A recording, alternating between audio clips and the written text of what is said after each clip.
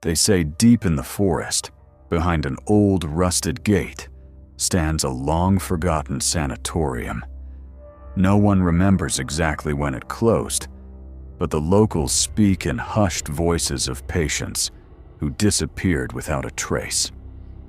They say strange lights flicker at night, and if you listen carefully, you can hear faint whispers carried by the wind. I decided to see it for myself. I drove through winding dirt roads, the forest closing in around me like a living wall. As the sun dipped below the trees, I finally saw it. A massive, crumbling building, windows dark and empty, walls peeling with age. The gate squealed as I pushed it open, and a shiver ran down my spine. Something about this place felt wrong. The entrance doors groaned as I stepped inside. Dust swirled in the fading light, disturbed only by my movement. The air was heavy, damp, and cold. My footsteps echoed along the hallways, long and hollow. I noticed old wheelchairs abandoned in corners, rusted beds, and peeling wallpaper covered in strange symbols, barely visible. Then I saw it, an old diary lying on the floor, its pages yellowed and brittle. I opened it. The handwriting was frantic, tiny, almost illegible. Every page whispered warnings. Do not enter. They are here, watching. A cold gust of air brushed my neck, and the diary slipped from my hands. I swear I heard a soft whisper echo back. Leave. I moved deeper into the building. The rooms were like frozen snapshots of the past. Empty bowls on tables, clothes neatly folded on beds, as if the patients had vanished mid-motion. Shadows flickered along the walls, and I felt eyes on me. A door slammed somewhere down the hallway. I froze. The sound of footsteps echoed behind me, though no one was there. My flashlight flickered, casting long, distorted shadows. I whispered to myself, trying to convince myself it was only the wind. I reached the therapy wing. The air grew colder, thicker. Whispers grew louder, almost coherent. Don't go in. I could barely make out the words, yet I felt their urgency deep in my chest. In one of the rooms, I found old photographs of patients. Eyes hollow, faces twisted with fear, some faded beyond recognition. My stomach tightened. Something in the shadows moved. I froze. The hallways twisted unnaturally. Doors I had passed before now led to rooms I didn't remember. A locked door at the end of the corridor creaked open by itself. Faint sobbing filled the hall. It was close, yet I couldn't see anyone. I tried to leave, retracing my steps, but the building seemed alive. Walls whispered, floors groaned. The shadows lengthened and stretched toward me. Panic rose. Then I saw it. A tall, featureless figure standing at the far end of the hallway, perfectly still. My breath caught in my throat. The air around me turned icy. I ran toward the exit, but doors that should have opened were jammed. Windows refused to budge. The figure followed silently, never running, never blinking. My heart pounded. Every instinct screamed to flee, yet the exit seemed to recede with every step. I ducked into a room, hoping to hide, but the whispers grew louder, almost screaming. "You should have left! You should have left!" Finally, I broke through a side door and ran into the forest. My lungs burned, my legs shook, and my mind reeled. But even as I reached safety, I felt eyes on me, a presence lingering in the shadows.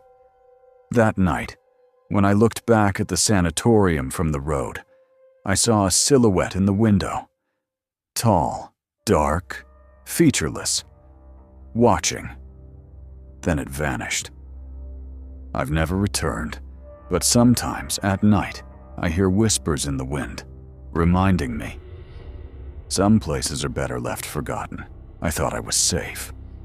The forest swallowed me as I ran, branches tearing at my jacket, roots grabbing at my feet like hands. I didn't stop until my lungs felt like they were on fire. When I finally collapsed near the road, the sanatorium was barely visible through the trees, a dark shape against the night sky. I told myself it was over. I was wrong. That night, I couldn't sleep. Every time I closed my eyes, I saw that hallway. Endless, twisting, and the figure at the end of it. Tall, unmoving, faceless. Watching. Sometime after midnight, I heard it. A whisper. Not outside, inside of my room. Come back. I sat up so fast my head spun. My room was empty. The door was locked, the window closed. And yet the air felt the same as inside the sanatorium. Cold, heavy, wrong. I didn't sleep at all after that. The next day, I noticed something strange. Mud on my shoes. I clearly remembered cleaning them before going to bed. Yet there it was. Dark, wet soil, with bits of dead leaves stuck to the soles. Forest soil. I checked my phone. There was a new photo in my gallery, taken at 3:17 a.m. It showed the sanatorium, not from the road, from inside. My blood ran cold. I tried to convince myself there was a logical explanation. Sleepwalking, stress, imagination, anything. But the whispers didn't stop. They followed me everywhere. Faint at first, like a distant radio, growing louder when I was alone. At work, I caught myself staring at walls too long, at reflections. Sometimes, just for a second, I thought I saw movement behind me. A shadow that didn't belong. That night, I dreamed of the diary again. Only this time, the pages were blank. And then words began to appear, written by an invisible hand. You didn't finish reading. I woke up screaming. I knew I had to go back. That thought terrified me, but it felt unavoidable, like a hook lodged deep in my chest, pulling me toward the forest. The sanatorium hadn't let me leave. It had marked me. I packed a camera, extra batteries, and a voice recorder. If nothing else, I needed proof. Proof that I wasn't losing my mind. The road felt shorter this time. Too short. The gate was already open when I arrived. Inside, the building was different. Cleaner. Not restored, but reset. The wheelchairs were gone. The beds neatly aligned. The air still cold, but no dust in the light beams. It felt like stepping into a memory that had been polished and replayed too many times. The whispers guided me. Down corridors I didn't remember. Past rooms that smelled faintly of disinfectant and rot. My recorder picked up sounds I couldn't hear. Low murmurs, overlapping voices. Crying. Then laughter. Soft. Distant. Wrong. I reached the lower level. I don't remember seeing stairs before. The walls here were covered in names. Hundreds of them, carved deep into the stone. Some fresh. Some old.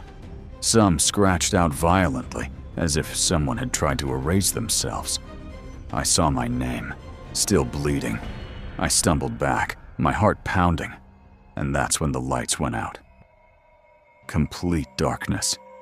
Something breathed behind me. The flashlight flickered on, revealing the hallway, and the figure. Closer now. It had no face, no features. Just a tall silhouette, edges blurring like smoke. But I felt its attention. Focused. Hungry. It raised an arm. and the walls screamed. Not figuratively. They screamed. Voices pouring out of the stone, begging, crying, warning me to run. I turned and ran blindly, slamming into doors, tripping, crawling. A door burst open ahead of me. The therapy room. The photographs were gone. In their place, mirrors. And in every reflection, I wasn't alone. I don't remember how I escaped. I remember waking up in my car, parked miles away, engine cold. My camera was shattered. The recorder melted, warped like plastic left in fire. But one file survived. A single audio clip. I played it once. It wasn't my voice. It was dozens of voices, speaking as one. You belong to us now. Since that night, the whispers don't just call me back. They follow me. Sometimes I wake up with dirt under my nails. Sometimes my shoes are muddy again. And sometimes, when I pass reflective surfaces, I don't see my own face looking back. I see a hallway. Endless. And at the end of it, someone waiting.